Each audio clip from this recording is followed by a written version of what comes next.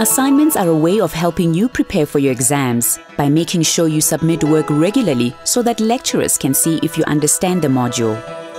You will also not be allowed to write the examination unless you have completed the assignments. Assignments also contribute to your final mark.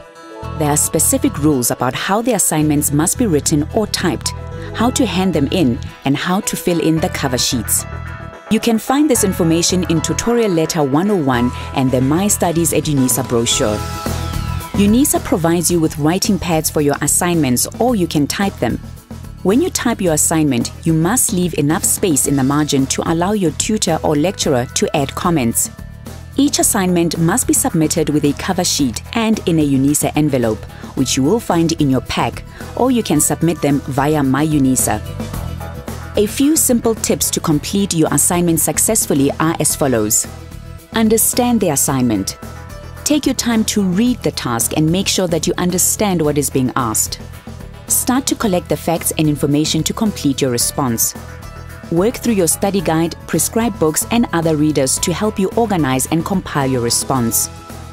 Now you must organize all this information, arrange and group these facts to allow you to form a structured and coherent response. Use headings and subheadings to help you with the structure. Start with an introduction and then the main section with all the subheadings and end with a summary of the key facts. The summary should be a review of the main facts and arguments in your answer. Also, offer your own opinion and show how you have understood the work in relation to your own work and personal environment. You can submit your assignments via My UNISA, hand it in at one of our assignment boxes, or mail it at the post office. Multiple choice assignments can also be submitted via your cell phone. The My Studies at UNISA brochure has more information about how to do this. After the final submission date of your assignment, you will receive another tutorial letter which contains the correct response to the questions posed in the assignment.